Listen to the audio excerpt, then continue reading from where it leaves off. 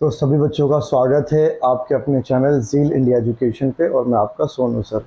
सो बच्चों, इलेक्ट्रोस्टैटिक का सीरीज चल रहा था और हमने बहुत कुछ बात कर लिया था और आज का जो टॉपिक है वो हम लोग बात करेंगे आज कंटिन्यूअस चार्ज डिस्ट्रीब्यूशन के बारे में। ठीक है, तो आज की इस वीडियो में हम लोग बात करने वाले हैं कंटिन्यूअस चार्ज डिस्ट्रीब्यूशन के बारे में। मेरी आवाज़ शायद आप सभी को प्रॉपर मिल रही होगी, मुझे उम्मीद है। विजिबिलिटी आ रही है ना? ओके, कंटिन्यूअस चार्ज डिस्ट्रीब्यूशन के बारे में। अब इस टॉपिक के बारे में पहले बता दूं हम लोग पढ़ते क्या है।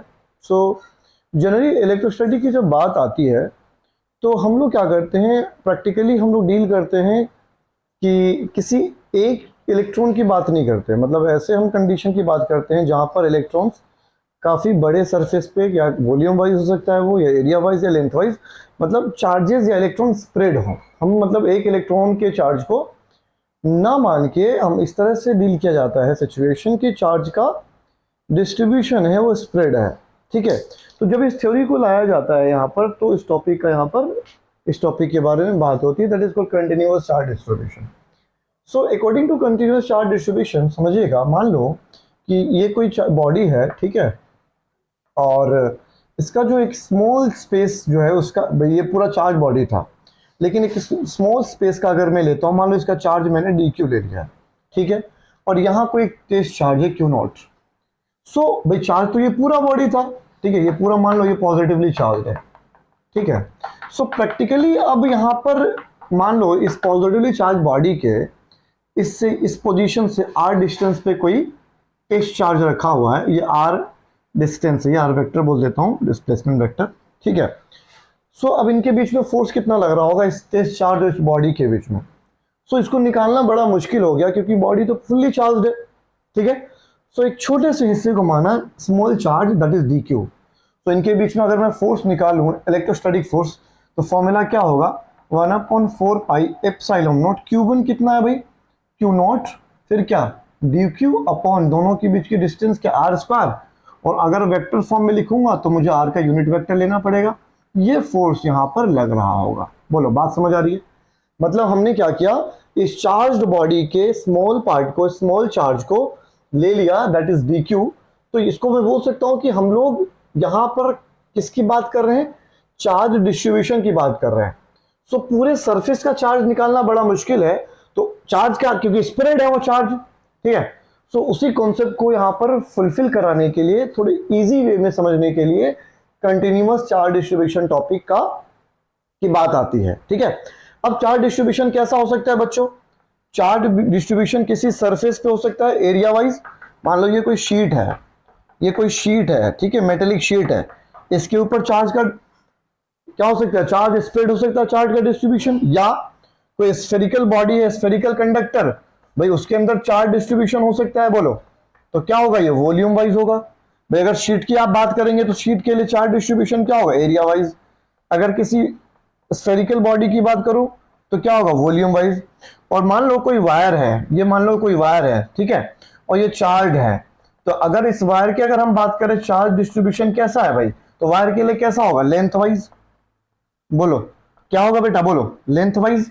इन तीनों स्ट्रक्चर के अंदर आप देख सकते हो कि चार्ज का डिस्ट्रीब्यूशन क्या होगा, एरिया वाइज, वॉल्यूम वाइज और ये लेंथ वाइज।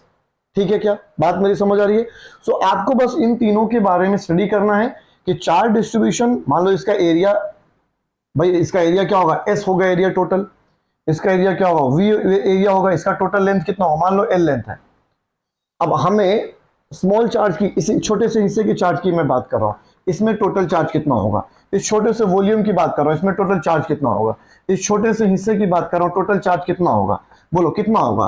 तो अब यहां पर इन तीनों बातों को स्टडी करने के लिए चार्ज का डिस्ट्रीब्यूशन आया एरिया वाइज, वॉल्यूम वाइज और लेंथ वाइज, और इनको समझने के लिए यहां पर क्या होता है बच्चों, देखिए ध्यान से। तो पहला आप क्या पढ़ेंगे, चार्ज डिस्ट्रीब्यूशन क्या, area wise. Area wise distribution क्या होगा भाई, एरिया वाइज। तो ये मान लो एक शीट है, ठीक है जी, ये शीट है और ये है मान लो चार्ज शीट, ठीक है जी, चार्ज शीट है। तो चार्ज शीट के लिए एरिया को, भाई इसके चार्ज पर यूनिट एरिया को निकालने के लिए dq स्मॉल चार्ज और पर यूनिट क्या एरिया है तो ds ले लेंगे हम लोग, और इसके लिए एक नाम आता है जिसको हम बोलते हैं क्या, सॉरी रो लिख रहा हूं बेटा, इसको बोलते हैं हम लोग सिग्मा। क्या बोलेंगे बेटा, सिग्मा से डिनोट करेंगे, sigma will be charge per unit area. So dq की वैल्यू यहां से अगर निकालेंगे आप तो क्या निकलेगा, sigma delta S del S, इसको बोलेंगे चार्ज। बात मेरी समझ आ रही है, क्लियर है क्या? सो अगर आप क्वेश्चन करने जाओगे, मान लो ये चार्ज बॉडी है कोई, और इससे टेस्ट चार्ज क्यू नोट जो है r डिस्टेंस पर रखा गया है, आपको बताना यह है कि इलेक्ट्रिक फील्ड कितना होगा, इलेक्ट्रोस्टैटिक फोर्स कितना होगा। तो इन दोनों के बीच में फोर्स कैसे निकालोगे, के क्यू नोट, और आप डी क्यू लेंगे, स्मॉल चार्ज की वैल्यू लेंगे, तो वो क्या लिखा जाएगा, क्या, sigma delta S. Sigma delta S, दोनों के बीच की डिस्टेंस r है, और वेक्टर लगाओगे तो r वेक्टर। ये फॉर्मूला यहाँ पर इलेक्ट्रोस्टैटिक फोर्स के लिए इस्तेमाल होगा। क्लियर है क्या? So charge distribution area wise क्या होता है, sigma delta Q del Q upon del S, है ना, small charge small area. Clear है क्या? ये ध्यान रखिएगा। तो टोटल चार्ज अगर निकालना होगा तो आप आराम से निकाल सकते। हम लोग second charge distribution, charge distribution क्या, वॉल्यूम वाइज,